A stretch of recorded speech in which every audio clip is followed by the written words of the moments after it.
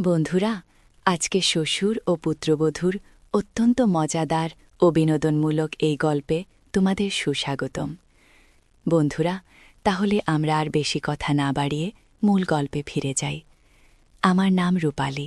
বর্তমান আমার বয়স 28 বছর। আমার উচ্চতা 5 ফুট 4 ইঞ্চি।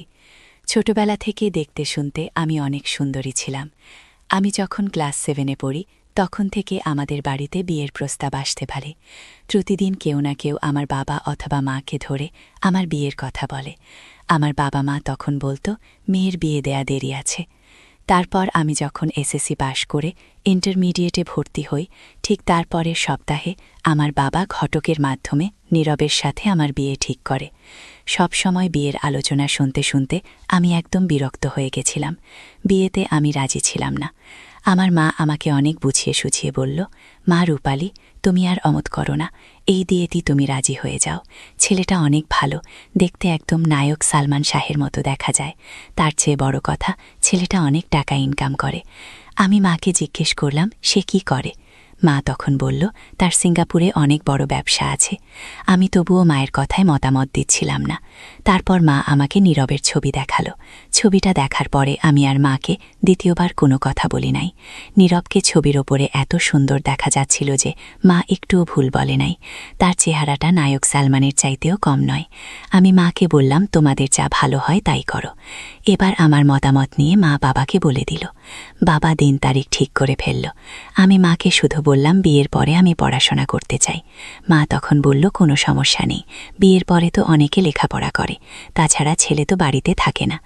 ছবির উপরে নীরবের বয়সটা বোঝা যাচ্ছিল না, কিন্তু বিয়ের পরে বুঝতে পারলাম ছবিটা তার প্রায় 10 বছর আগের ওঠা ছিল। নীরব যেদিন আমাকে বিয়ে করে বাড়িতে নিয়ে যায়, বাসর রাত থেকে আমি বুঝতে পেরেছিলাম তার সাথে হয়তো সংসার করাটা আমার হবে না। আমার বাবা মার টাকা পয়সা দেখে এবং ছেলের চেহারা দেখে আমাকে এমন একটা মানুষের হাতে তুলে দিল, যে মানুষটা আমাকে পৃথিবীর সবচেয়ে যে বড় সুখ শান্তিটা যেখানটাতে, ঠিক সেই জায়গাটাতে তার অক্ষমতা রয়ে গেছে। এদিকে নীরবের ছুটি প্রায় শেষ হয়ে আসছে, আর 15 দিন পরে সে সিঙ্গাপুর চলে যাবে। এই সময়ের মধ্যে আমি আমার বাবা মাকে অনেকবার বুঝিয়েছি আমি নীরবের সাথে সংসার করতে পারবো না, কিন্তু তারা আমাকে কোনো পাত্তা দেয়নি। সব সময় বুঝিয়ে গেছে একটু ধৈর্য ধরো, সব কিছু ঠিক হয়ে যাবে। কিন্তু বিয়ের পরে নিজের স্বামী কাছে থাকা সত্ত্বেও আমার শারীরিক বা মানসিক কোনো শান্তি ছিল না। তবে নীরব আমাকে প্রচণ্ড ভালোবাসত। একজন স্বামী তার বউকে কত রকমভাবে ভালোবাসার চেষ্টা করেছে আমি জানি না, আর নীরব আমাকে এমন কোনো রকমভাবে অসুখী রাখতে চায়নি। বন্ধুরা, পৃথিবীতে কি এমন ভালো মানুষ আছে যে বুদ্ধি জ্ঞান থাকা সত্ত্বেও সে ঘোলা নোংরা পানিতে মুখ দিয়ে এই পানি খাবে? নীরব আমাকে খুশি রাখার জন্য এমন ঘোলা নোংরা পানিতে মুখ লাগিয়ে পানি খেয়েছে। তোমরা নিশ্চয়ই বুঝতে পেরেছ আমি কোন পানির কথা বলছি, কিন্তু তারপরেও সে আমাকে খুশি রাখতে পারেনি। তার কারণ হলো তোমরা অনেক ইঞ্জিন চালিত গাড়িকে দেখেছ, উপরে চকচকা ঝকঝকা, কিন্তু কোনো কিছু মালামাল লোড চাপিয়ে গাড়ি স্টার্ট দেওয়ার পরে যখন ড্রাইভার গাড়িটিকে টান দিবে, ঠিক সেই সময় ইঞ্জিনের শব্দটা আস্তে করে বসে বন্ধ হয়ে যায়। নীরবের ব্যাপারটা ছিল ঠিক সেই একই রকম। বন্ধুরা, নিশ্চয়ই তোমরা আমার কথা বুঝতে পেরেছ। এমন মানুষের সাথে সংসার করাটা আমার পক্ষে অসম্ভব হয়ে উঠছিল। বিয়ের আগে একটা মানুষ এসব কিছু মেনে নিতে পারে, বা স্বামীর স্পর্শ যতক্ষণ পর্যন্ত না পাওয়া যায় ততক্ষণ পর্যন্ত একটা মেয়ে মানুষ কুমারী হয়ে জীবনটাকে কাটিয়ে দিতে পারে। কিন্তু বিয়ের পরে স্বামীর থেকে আদর ভালোবাসা পাওয়ার পর সেই মেয়েটা সেই অভ্যেস থেকে কোনোভাবেই নিজেকে বঞ্চিত রাখতে পারে না। বন্ধুরা, তোমাদেরকে একদিন দুপুরবেলার ঘটনা বলি। শীতকাল ছিল, নীরব শীতে অনেক কাবু, ঠান্ডা পানি দেখলে ভয় পায়। আমি বেশ কিছুদিন ধরে রাতের বেলা নীরবকে বলছি, তুমি আমাকে এত আদর যত্ন দিয়ে, এমনকি এত স্বর্ণ অলংকার দিয়ে কখনোই আমার মন ভালো করতে পারবে না। যে জিনিসটা দিয়ে আমার মন ভালো হবে তোমাকে আমি বারবার বলছি, সেই জিনিসটা তুমি ঠিকঠাক করো।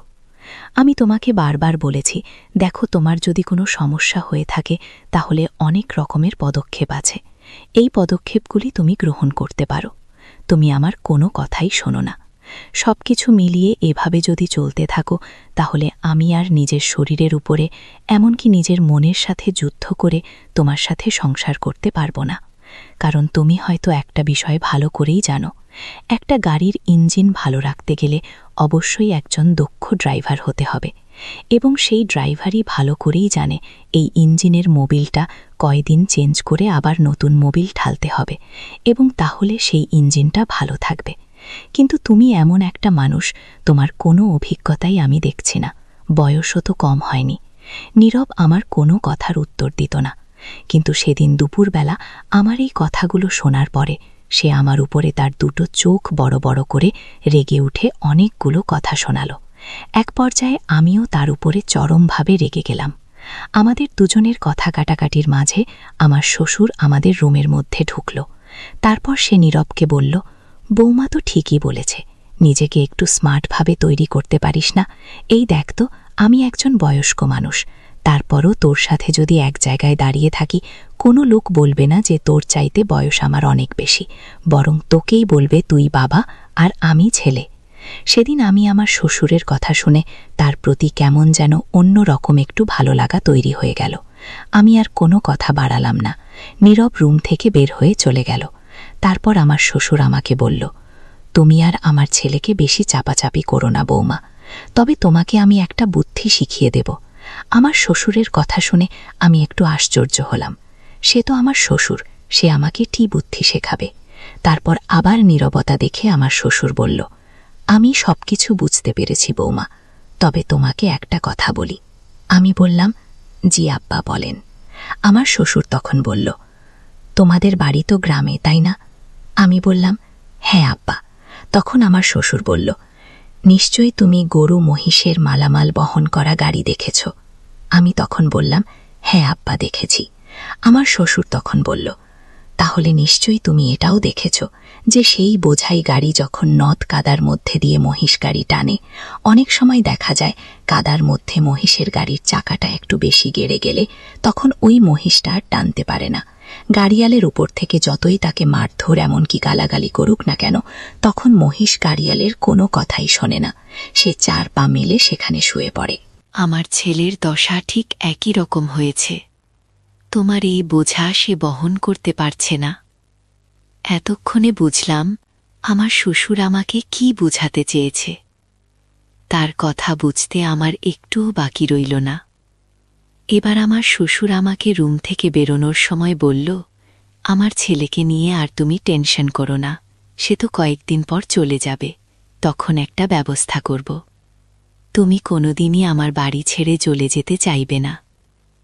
আমার শ্বশুরের কথা শুনে আমি কেমন যেন অন্যরকম একটা আশার আলো খুঁজে পেলাম, কিন্তু সেই আলোটা কিভাবে জ্বলবে বা আমার শ্বশুর কিভাবে জ্বালাবে আমি বুঝে উঠতে পারছিলাম না।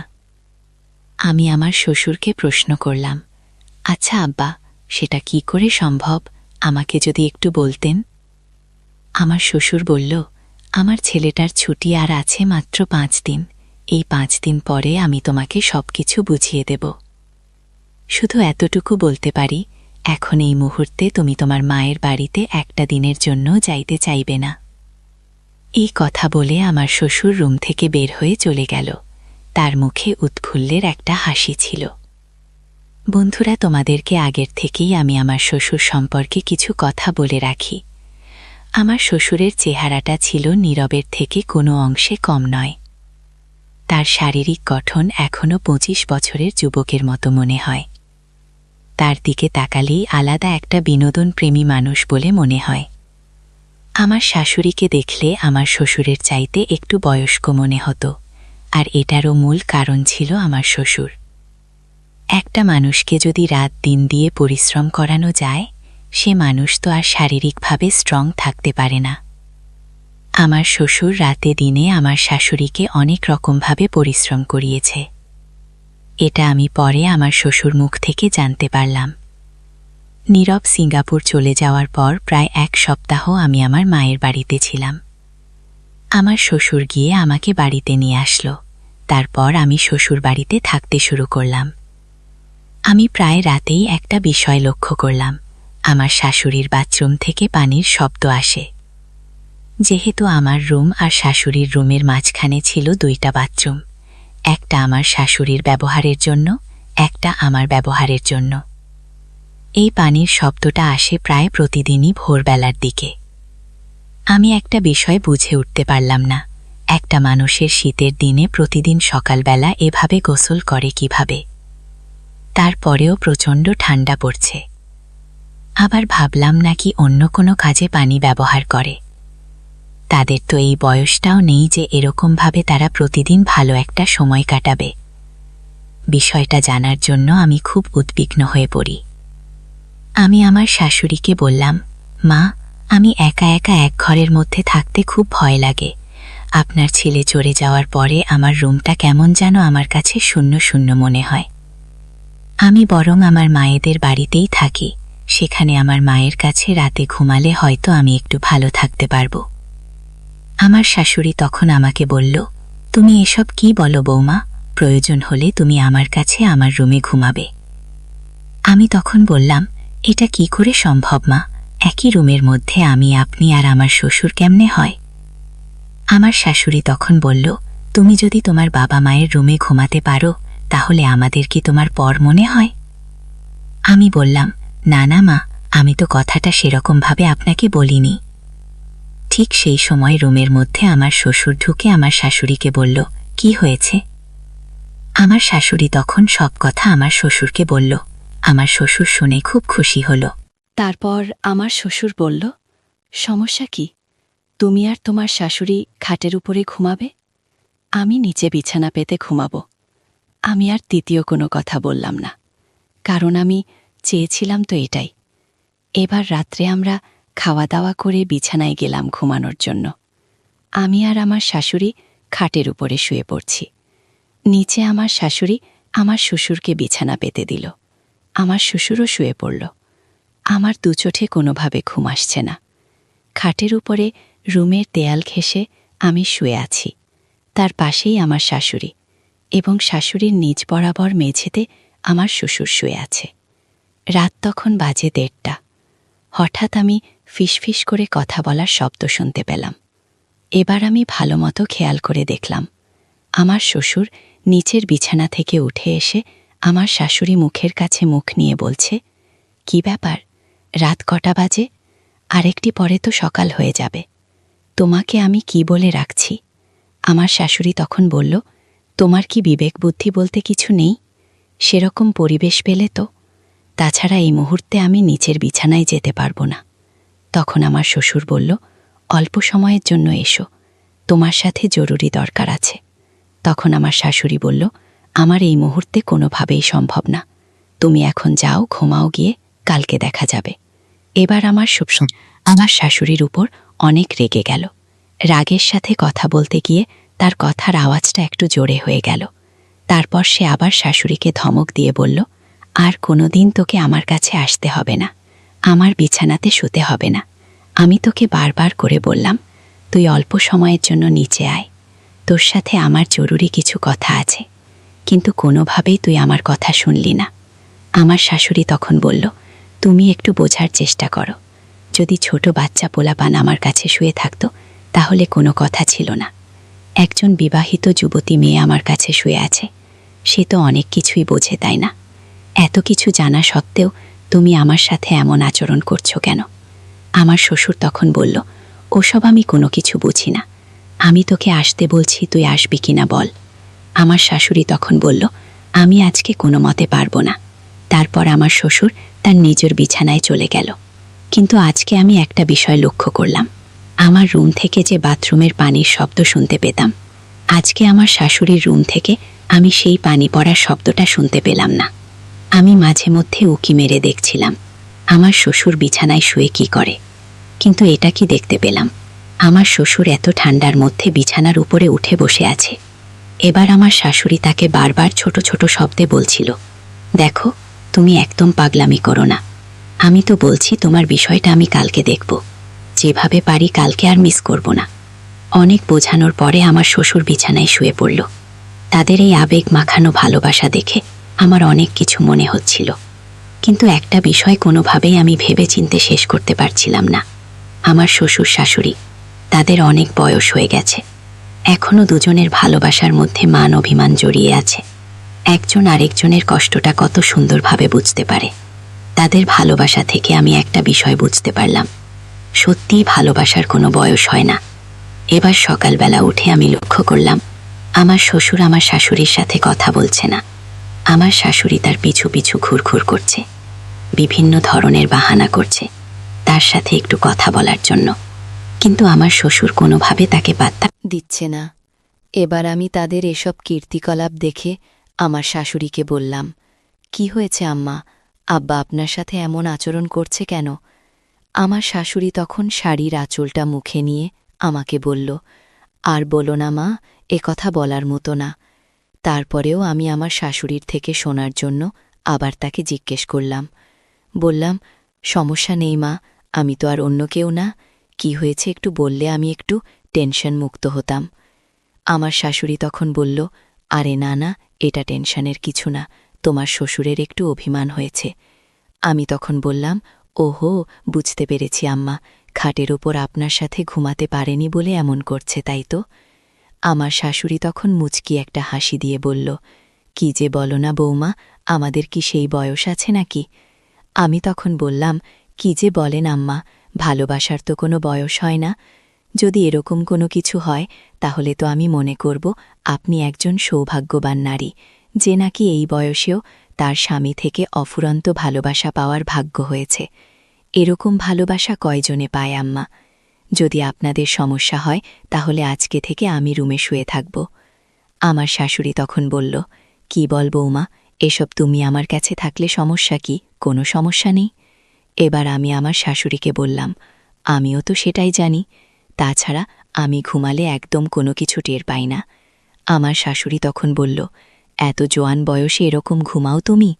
আমি বললাম, হ্যাঁ আম্মা, ছোটবেলা থেকেই আমার অভ্যাস। আমি ঘুমালে আমাকে যদি সেই বিছানা থেকে তুলে আরেক বিছানায় শোয়ানো হয় তবুও আমি টের পাই না। বন্ধুরা, এই কথাটা আমি আমার শাশুড়িকে বলছি যাতে তাদের আর কোনো ভয় বা কোনো সংশয় না থাকে আমাকে নিয়ে। তারপর আমরা সেদিন রাতে খাওয়া দাওয়া করে আগের রাতের মতো শুয়ে পড়লাম। আমার শ্বশুরের বিছানাটা নিচে বাড়া হয়েছে। বিছানাতে শোয়ার পর থেকেই আমি ঘুমের এমন একটা ভান করলাম যাতে তারা কোনোভাবে তাদের ভেতরে আমাকে নিয়ে কোনো সংকোচ না রাখে। রাত 12:10। আজকে হয়তো আমার শ্বশুর ধৈর্য হারিয়ে ফেলেছে, যার কারণে গতকাল রাতের চেয়ে প্রায় 1 ঘন্টা আগে এসে আমার শাশুড়ির কাছে বসে আছে। ঠিক সেই চাপা সুরেই আমার শাশুড়িকে ডাকছে। আমার শাশুড়ি শ্বশুরকে বলল, দাঁড়াও, দেখে নি বৌমা ঘুমিয়েছে কিনা। শাশুড়ির কথা শোনার পরে আমি একদম মরা মানুষের মতো ঘুমের ভান করলাম। নিঃশ্বাসের শব্দটাও কোনোভাবে বের হতে দিলাম না। আমার চোখে মুখের ওপর দিয়ে আমার শাশুড়ি হাত ঘোরালো। তারপর সে বিছানা থেকে উঠছে আর আমাকে ফলো করছে, আমি কোনো কিছু বুঝতে পারি কিনা। আমার শাশুড়ি এবার আমার শ্বশুরকে বলল, আমি অল্প সময়ের জন্য কিন্তু তোমার বিছানাতে যেতে পারি, যেহেতু শীতের দিন একা একা বিছানায় ঠান্ডা লাগে, সেজন্যই তোমার কাছে আমি যাচ্ছি। এবার আমার শাশুড়ি আস্তে আস্তে করে নিচের বিছানায় নেমে গেল। আমি মাথাটা হালকা উঁচু করে তাদের কার্যকলাপগুলো দেখার চেষ্টা করছিলাম। তারপর আমি দেখলাম আমার শ্বশুর খাওয়ার কি জন্য নিয়ে এসে আমার শাশুড়ির জন্য রেডি করে রাখছিল। যাওয়ার সাথে সাথে তার মুখে তুলে দিল। সবুজ বাতির আলোতে আমি তেমন কোনো কিছু বুঝে উঠতে পারছিলাম না। তারপর খাটের ওপাশ থেকে এই পাশে একটু সরে এসে দেখার চেষ্টা করছিলাম আমার শ্বশুর শাশুড়িকে কি খাওয়াচ্ছে। এবার আমি একটু খেয়াল করতে পারলাম যে যে জিনিসটা খাওয়াচ্ছে এটা দেখতে একদম নারিকেল মেশানো গোলাকার আকৃতির আইসক্রিমের মতো, যে আইসক্রিমগুলো ছোটবেলায় আমরা 50 পয়সা করে কিনে খেতাম। বন্ধুরা, নিশ্চয় বুঝতে পেরেছ আমি কোন আইসক্রিমের কথা বলছি। আমার শাশুড়ির মুখে কোনো কথা নেই, একদম চুপ করে সেটা মুখের মধ্য দিয়ে সুন্দরভাবে খেয়ে যাচ্ছে। খাবার শেষে তারা কিছু সময় চুপচাপ থাকল। তারপর আমি মাথাটা বালিশের সাথে আবার ঠেকালাম। তারপর কেমন যেন একটা আওয়াজ আমার কানে আসতে লাগল। এবার আমি খেয়াল করে দেখলাম সে আওয়াজটি আমার শাশুড়ির মুখ থেকে আসছে। আমি ভাবলাম হয়তোবা আমার শ্বশুর তাকে যে খাবারটা খাওয়ালো সেটা খাওয়ার পরে তার পেটের ভিতর বদহজমজনিত কোনো সমস্যা হয়েছে, যার কারণে সে পেটের ব্যথায় এরকম কাতরাচ্ছে। আমার মনের ভিতর অনেক রাগ হচ্ছিল, কারণ একই রুমের মধ্যে তো আমিও রয়েছি। একা না খেতে পারলে আমাকে ডাক দিত। দুজন মিলে খেলে হয়তো তার এই পেটের সমস্যা হতো না। তারপর লক্ষ্য করলাম আস্তে আস্তে তার মুখের আওয়াজটা কমে যাচ্ছে, কিন্তু তাদের গায়ের উপরে কম্বলটা কেমন যেন বারবার এলোমেলো হয়ে যাচ্ছে। তখন আমি মনে করলাম হয়তোবা আমার শ্বশুর আমার শাশুড়িকে কম্বলের ভেতরে পেটের সমস্যার কেন ওষুধ খাওয়াচ্ছে, যেহেতু বেচারি পেটের ব্যথায় এমন আর্তনাদ করছে। তারপর কিছুক্ষণ আর কোনো সারা শব্দ পেলাম না।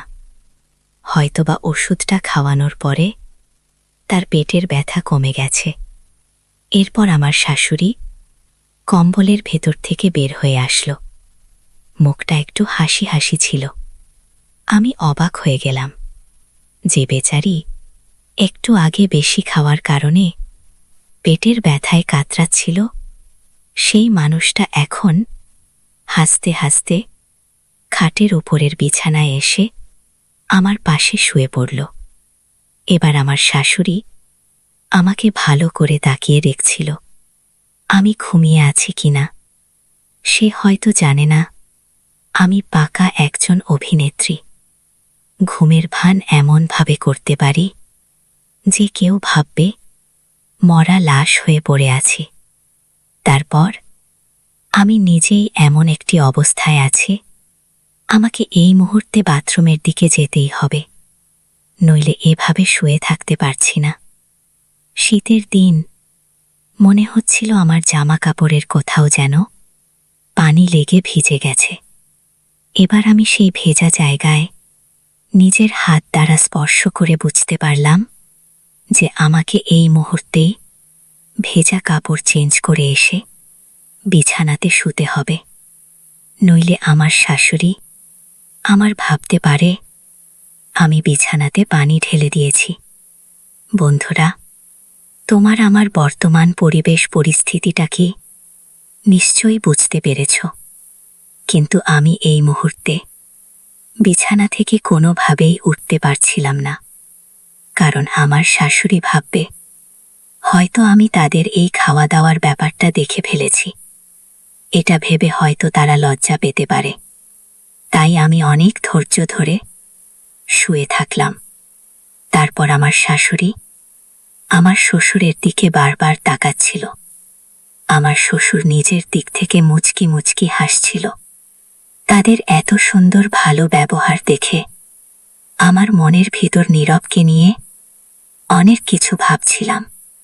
আজকে যদি সে বাড়িতে থাকত, এরকম আইসক্রিম হয়তো সে আমাকে খাওয়াতে পারত।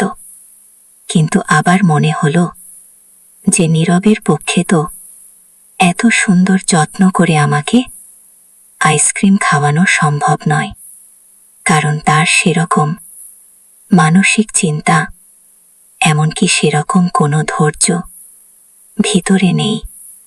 পরের দিন সকালবেলা রাতের বিষয়টা আমার মনের মধ্যে চাপা রাখতে না পেরে একটু রাগ অভিমানে আমার শ্বশুরকে আমি বলেই ফেললাম। আমার শ্বশুর খাওয়া দাওয়া করে বাড়ি থেকে বের হয়ে যাচ্ছিল। আমি বাড়ির বাইরে জাম গাছের নিচে দাঁড়িয়েছিলাম।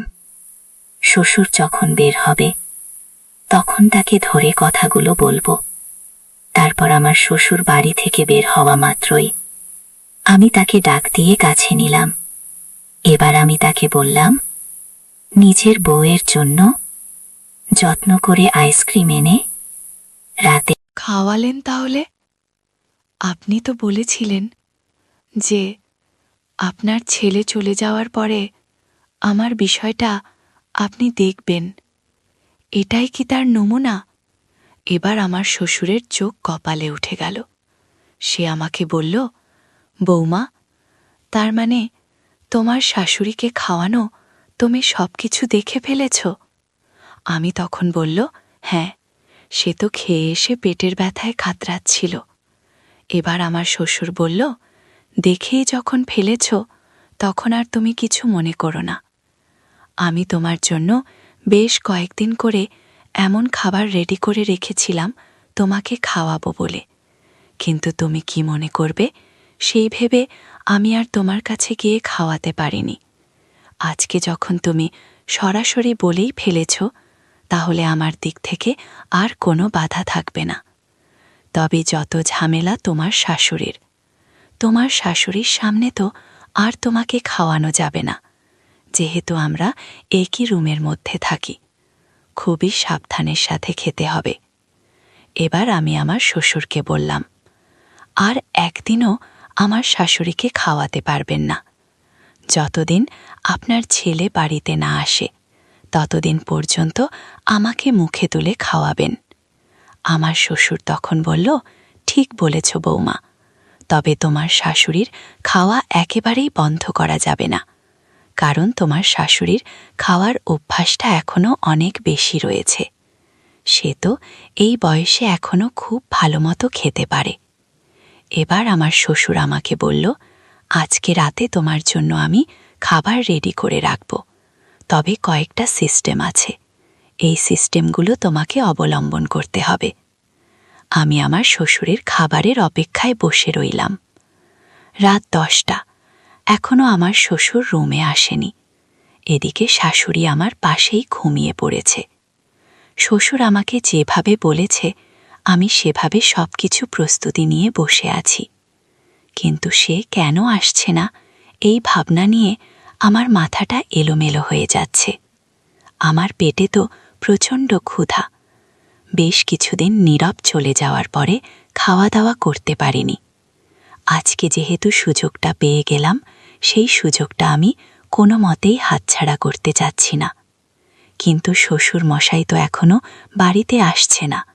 এমন ভাবনা করতে করতে শ্বশুর মশাই রুমের মধ্যে ঢুকে পড়ল। আজকে সে চুল কাটিয়ে সেভ করে এত সুন্দর পরিপাটি হয়ে রয়েছে, তাকে যেন 25 বছরের যুবকের মতো লাগছে। এবার তার বিছানাতে সে বসে পড়ল। তারপর কোনো রকম কোনো পরিবেশ পরিস্থিতি না পেয়ে আমাকে ইশারা করে বলল, তুমি ছাদের উপরে আসো। তারপর আমি কোনো রকম কায়দা কৌশল করে রুম থেকে বের হয়ে চলে গেলাম ছাদের উপরে, শ্বশুরের কাছে। তারপর আমার শ্বশুর আমাকে বলল, আমি তোমাকে খাওয়াতে পারি একটা শর্তে। আমি শ্বশুরকে বললাম, আপনি খাওয়াবেন আমাকে, এখানে শর্তের কি আছে? শ্বশুর তখন বলল, যেহেতু তুমি অল্প বয়সী একটা মেয়ে, সেহেতু তোমার খাওয়ার রুচিটা অনেক বেশি হবে। তাই তোমার কাছে আমার একটা রিকোয়েস্ট, আমি তোমাকে যতটুকু করে খাওয়াবো, তুমি ততটুকু করে খাবে। শ্বশুরের শর্ত মেনে নিলাম। বন্ধুরা, তারপর যা হলো পুরো গল্পটা আমি পরের পর্বে তোমাদেরকে শোনাব। এই পর্বে সম্পূর্ণ গল্প বলতে গেলে ভিডিওটি অনেক বড় হয়ে যাবে।